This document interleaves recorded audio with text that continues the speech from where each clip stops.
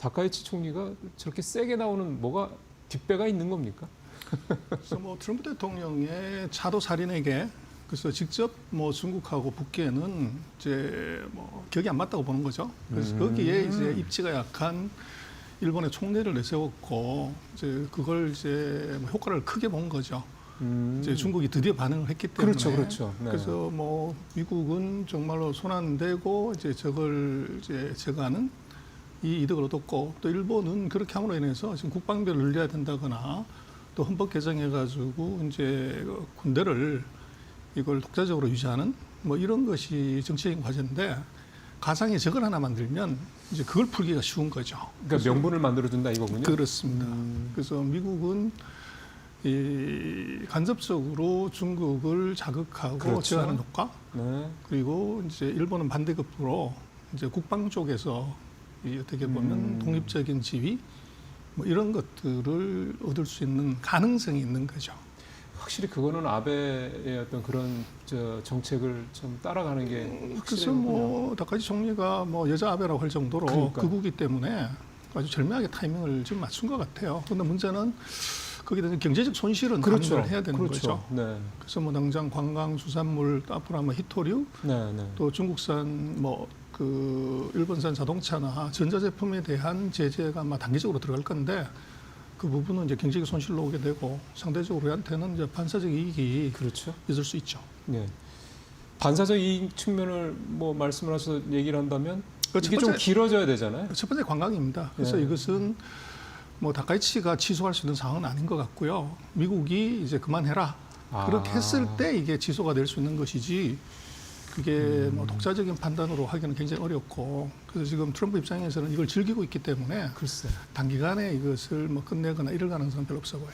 그런 것 같습니다. 진짜 말씀하신 대로 지금 뭐 다카이 총리도 그렇고 일본도 그렇고 뭐 특히 정부 차원에서 나오는 얘기들은 뭐 그렇게 쉽게 뭐 물러나거나 이렇게 발을 빼려고 하는 것 같지는 않아서 어쨌든 말씀하신 대로 좀 장기화된다고 그랬을 경우에는 우리 쪽에 특히 뭐 관광이나 이런 쪽에 수혜는 분명히 기대를 좀 해볼 수 있지 않을까 싶은 생각이 듭니다. 이제 오늘 사실은 메인 주제로 여쭤보고 싶었던 반도체 얘기를 좀 해보도록 하겠습니다.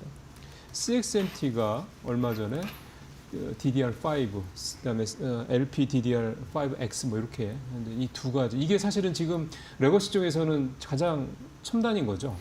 뭐 레거시라기보다는 반도체 그 HBM 제외하고는 최첨단이죠. 최첨단이죠. 이거를 이제 CXMT 그 창신 메모리가 좀 개발해서 완료를 했다라고 얘기가 좀 나와서 혹시 이제 우리가 생각하는 게 삼성전자 지금 잘 나가는데 SK하이닉스도 레거시 쪽 잘 나가는데 혹시 중국이 이거를 한다고 그러면 뭔가 조금 변수가 생기는 이런 걱정들을 좀 하시는 것 같더라고요. 약간의 악재라고 볼 수 있는데요. 근데 요거는 이제 미국이 18나노 이하를 만드는 장비를 제재했어요. 그렇죠. 그래서 이번에 만든 거는 19나노로 만든 거고. 그래서 우리 같은 경우는 지금 뭐 10나노대를 하기 때문에 그렇죠. 그 성능은 한 16나노대이기 때문에 우리하고는 한 3세대 정도 갭이 있습니다. 그리고 이제 그 나노수가 높아지면 뭐 전력 소비나 뭐 이런 것이 이제 많이 들어가게 돼요. 그렇죠, 그렇죠. 그래서 지금 요것은 뭐 하이닉스나 삼성의 아성에 흠집을 낸다기보다는 지금 D램 전체가 쇼티지기 때문에 그렇죠. 네. 중국 내 수요가 지금 무지막지하게 늘어나요. 네, 네, 네. 그래서 DDR4 이제 여기서 5로 넘어오는데 거기에 이걸 양산을 들어갔다는 것이 중국 내 수요를 충족하는데 거기에 이제 뭐 포커스가 맞춰졌다고 볼 수 있고 그래서 지금 아주 타이트해진 수급을 이제 완화시키는 뭐 그런 효과는 분명히 있는데 그 효과는 지금 이제 개발해서 양산 들어갔다는 얘기고 그게 이제 일드가 맞춰지고 수율이 안정되려면 적어도 6개월에서 1년이 걸리거든요. 그래서 내년 하반기 그러네요. 또는 내년 초 뭐 내년 빨라요. 하반기 때쯤에 아마 이것의 영향력은 있을 것 같아요.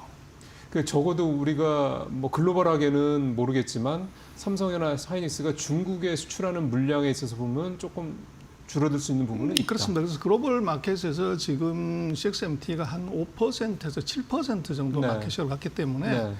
뭐 그 정도 충격이지만 지금 뭐 D램의 쇼티지는 그보다 훨씬 더 큽니다. 그렇죠. 네. 그래서 지금 뭐 장기적으로는 이게 오버서플라이 때 영향을 줄 수 있지만 적어도 한 6개월에서 뭐 한 1년 정도 사이에서는 오히려 이제 뭐 시장의 부족분을 메워주면서 더 감질나게 하는 그런 효과가 될 수 있을 것 같아요. 그러면 사실은 내년에도 D램 쪽 가격이 더 오를 가능성이 높다라는 어. 걸 전제를 하면 그렇게까지 크게 뭐 약간 큰 신경 쓸 필요는 없겠군요. 그런데 문제는 얘들이 그 EUV를 쓰지 않고서 아, 또 이제 18나노 장비를 제재를 받았음에도 불구하고 하고 이제 구식 장비를 갖고서 만들었다는 거죠. 그래서 그게 무섭죠. 그래서 앞으로- 계속 따라온다라는 거니까. 그 그렇죠. 상황에서도. 그래서 이제 그게 중국의 기술 뭐 장비의 캐치업 속도가 미국이 제재를 안 했으면 뭐 어슬렁어슬렁 올 건데 제재를 하는 바람에 목숨 걸고 지금 뛰는 거죠. 그러다 보니까 이제 소부장이 굉장히 빠른 속도로 업그레이드되고 있다. 그래서 이게 중국 증시 제재의 역설이군요. 그렇습니다. 중국 증시도 보면 그 장비회사 대표적인 북방화창 그 나우라가 주가가 계속 올라갑니다. 그래서 제재 받았는데 어떠냐 그런데 말씀하신 제재 역설에 장비 국산화의 최대 수혜자가 그北방화창 나우라입니다. 그러니까 그거는 어떤 장비 쪽? 반도체 거의 반도체 전공정 장비를 다 합니다. 한 회사가요? 그렇죠. 노광 장비 빼놓고는 거의 다 지금 손을 대고 있어요. 우리는 사실은 뭐 반도체도 뭐 전공정도 뭐 분야별로 다 이렇게 장비 회사들이 있는데 중국은 이제 거의 한 회사가 그렇게 전공정 장비를 거의 다 커버한다고 그러니까 참 그렇죠. 그런 게 참 무서운 거라는 생각이 좀 듭니다. 지금 뭐 레거시 쪽을 한번 봤으니까 아예 말씀 나온 김에 HBM 쪽도 한번 좀 상황을 한번 볼까요? HBM은 지금 제가 차트 준비한 게 있는데 한번 보시면은 중국이 지금 HBM2를 지금 해가지고 오픈 AI 그 딥시크한테 공급을 해요. 네. 근데 지금은 중국은 이제 3로 막 들어가는 단계고 네. 지금 이제 3E 또 4 그렇게 보면 우리하고는 한 뭐 3단계 정도의 갭이 있어요. 3단계 정도. 그렇죠. 네. 그래서 지금 중국으로서는 국산 이제 AI 칩을 쓰게 되면 거기에 HBM을 붙여야 돼요. 근데 지금 뭐 성능이 나오려면 HBM3E를 해야 되는데 그렇죠. 지금 2를 붙이는 거죠. 그러다 보니까 두 단계 차이가 있는 거네요. 그러니까. 그렇죠. 한 세 단계 정도 차이가 있다고 세 단계 보는데 정도. 네. 그래서 중국 같은 경우는 이게 그러다가 보니까 이제 AI 칩을 하위가 개발은 했지만 이게 성능 테스트를 해보면은 이제 엔비디아 H100 기준으로 봤을 때 한 70에서 80%밖에 안 나오는 이유가 그 칩 자체 성능도 있지만 이제 메모리가 못 받쳐주는 이제 그게 있는 거죠. 그러다 보니까 지금 중국은 HBM에다가 목숨 걸고 글쎄요. 그러다 보니까 이제 기존에 있는 D램 라인을 이쪽에다가 이제 전용을 하는 거죠. 그러다 보니까 CXMT가 지금 그 일을 하는 거죠. 그렇죠. 그러다 보니까 이제 D램의 생산이 이게 줄겠네요, 상대적으로 당연히. 줄게 된 거죠. 그게 어떻게 보면 이번 그 D램 가격의 폭등. 그래서 이번에 사실은 HBM은 가격이 뭐 최근 석 달 사이에 그렇게 폭등하고 이러진 않아요. 그렇죠. 근데 지금 레거시나 일반 이제 서버용 D램 가격이 뭐 120%, 80% 이렇게 튄 것은 중국 때문에 그렇습니다. 그래서 뭐 최근에 삼성이나 하이닉스가 이제 일반 D램의 경우는 뭐 계약 일단 하지 말고 좀 기다려라. 글쎄 그렇다면서요. 그래서 가격 한 방 60% 올려버린 것 네, 네, 바로 네. 그것은 중국 때문에 사실 그렇다고 봐야 됩니다. 그러니까 지금 사실은 D램 가격이 그러니까 레거시 쪽이 그 가격이 급등하는 게 HBM 쪽으로 너무 이제 메모리사들이 집중되다 보니까 반대급부로 이제 레거시 쪽에 이제 그 비중이 줄면서 그게 이제 줄어들었다 이렇게 얘기를 했는데 그게 중국에서부터 사실 촉발된 거다. 그렇습니다. 그렇게 좀 봐야 된다라는 거군요. 그렇죠. 그렇게 되면은 지금 뭐 중국이 HBM 쪽으로 계속 어쨌든 정부 차원에서 그렇게 계속 뭐 압박이면 압박, 지원이면 지원 이렇게 하면 중국 내에서의 D램 쪽에 레거시 쪽에서의 이 쇼티지는 뭐 계속 갈 수밖에 없는 거 계속 아닙니까? 갈 수밖에 없는데 네. 그래서 이제 그 수율이 올라가고 또 이제 한국도 지금 마이크론 그 하이닉스하고 마이크론이 아마 금년 연말 내년 초면은 이제 라인이 가동이 돼요. 그래서 레거시 쪽 라인, D램 라인 D램 라인이요. 그렇게 되기 때문에 이게 D램 라인의 그 수급은 아마 내년 초 정도면 이건 지금 같은 이런 상황은 이제 아닐 거예요. 그러다 보니까 이제 가격이 올라가는 것은 이미 시장이 수급이 막다고 그러면 먼저 이제 조정을 해버리죠. 네. 그래서 뭐 지금은 뭐 슈퍼사이클이네 뭐네 얘기를 많이 하지만 뭐 반도체 산업에서 영원한 슈퍼사이클은 없어요. 그러겠죠. 그래서 올라갈 때 2년 반, 떨어질 때 1년 반, 그 사이클에서 플러스 마이너스 알파 정도로 이제 보는 게 맞는 것 같고 네.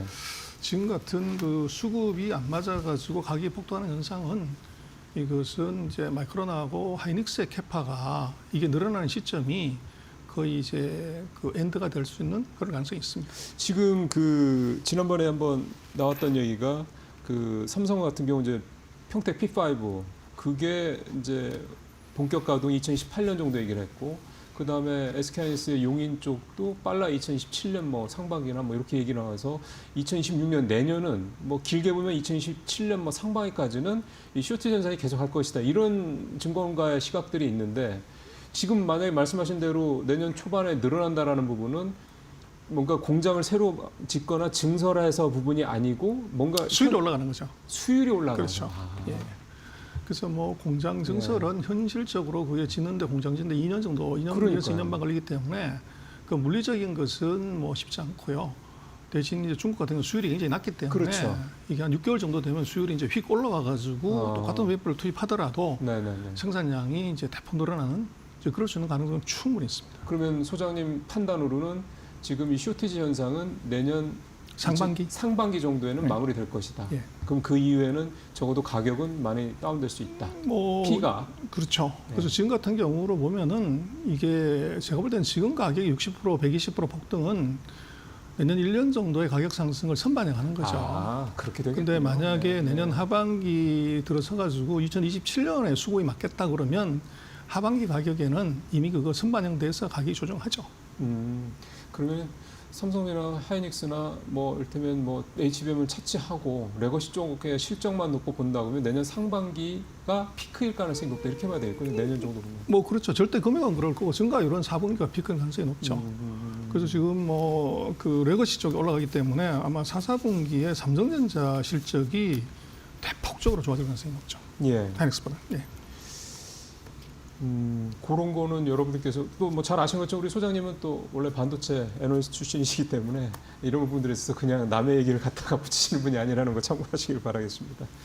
사실은 오늘 이제 저희가 드릴 질문의 핵심은 이거가 아닐까 싶어요.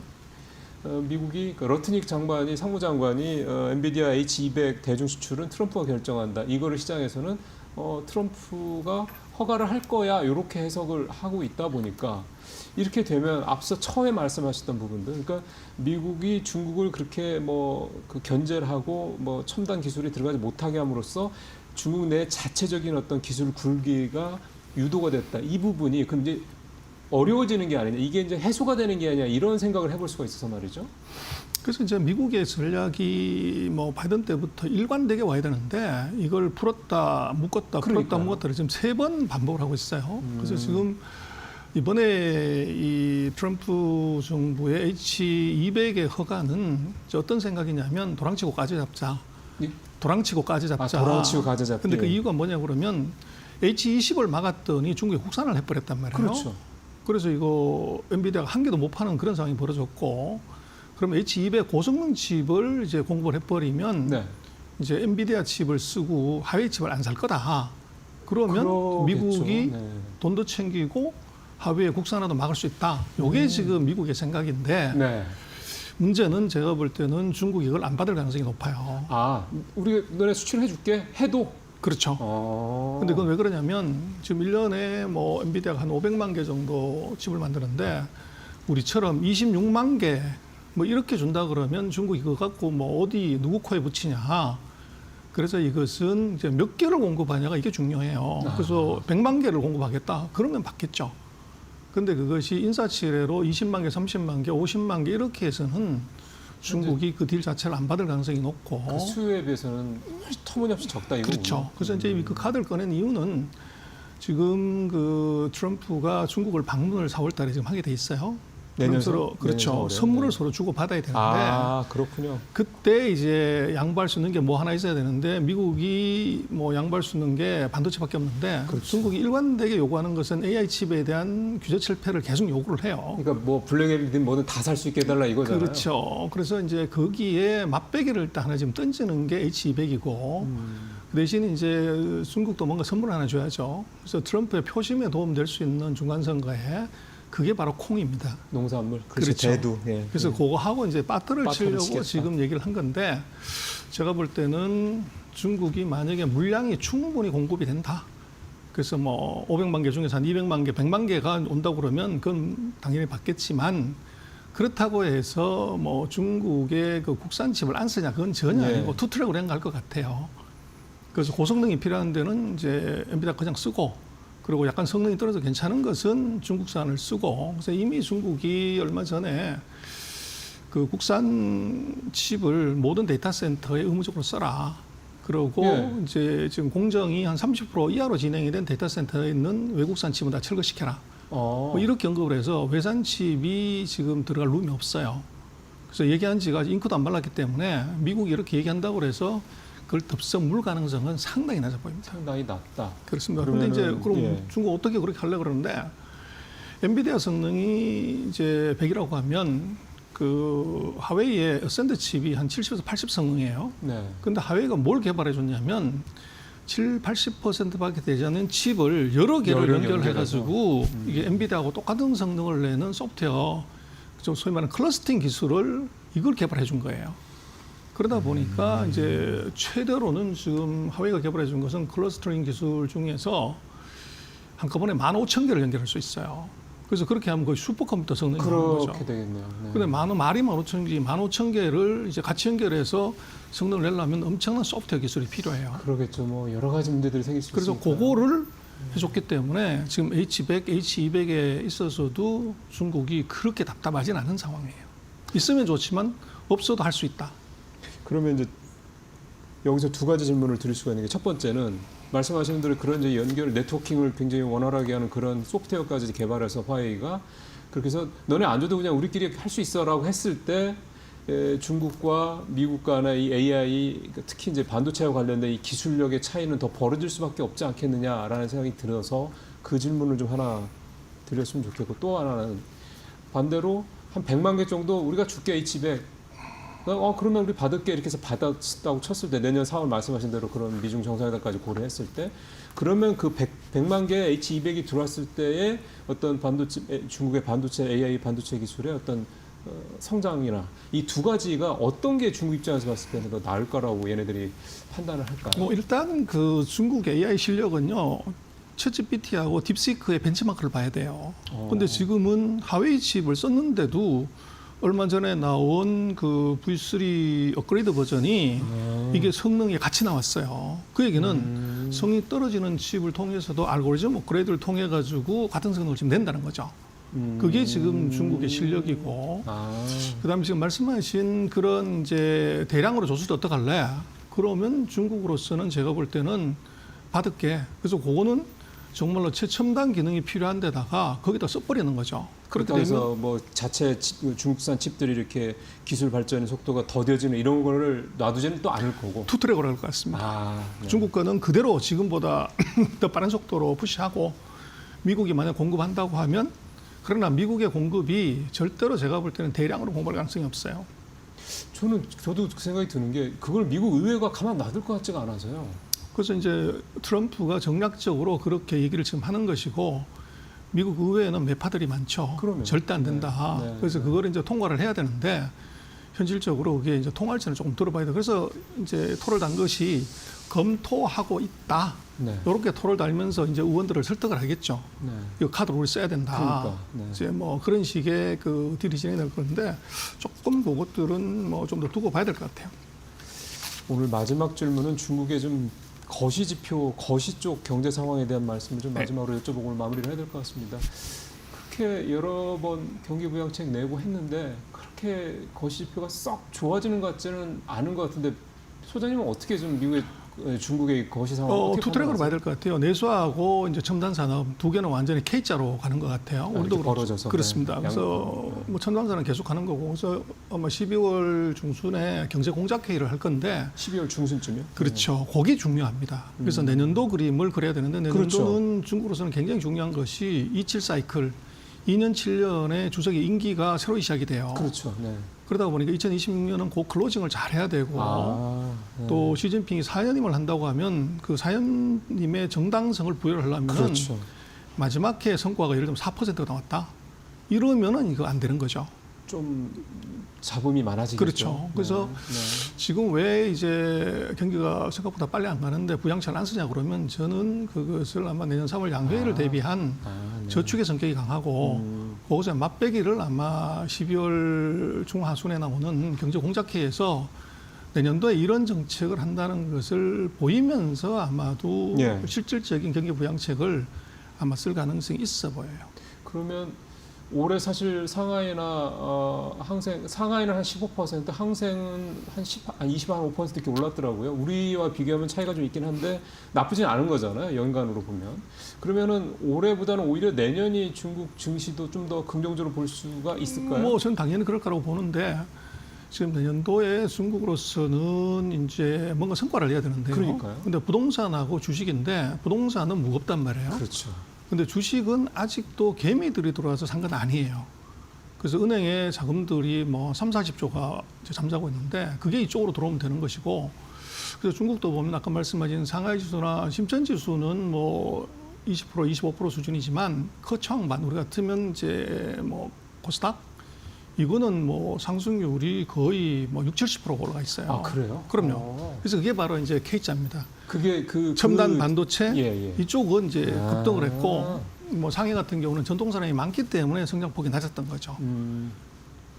그러면은 그 어쨌든 내년에도 중국은 말씀하신 대로 그 K자식의 뭐 성장은 우리만 그런 게 전생적으로 좀 다 공이 나타나는 현상이니까 중국에서도 K자의 위쪽, 그러니까 우상향 쪽으로 가는 쪽은 역시 첨단 쪽 산업 쪽으로 좀 그렇습니다. 가야 되는 그리고 거고. 중국은 이제 상장 회사가 한 60, 70%가 국유기업인데 그 2023년부터 국유기업의 네. 경영 평가에다가 시가총액을 넣었어요.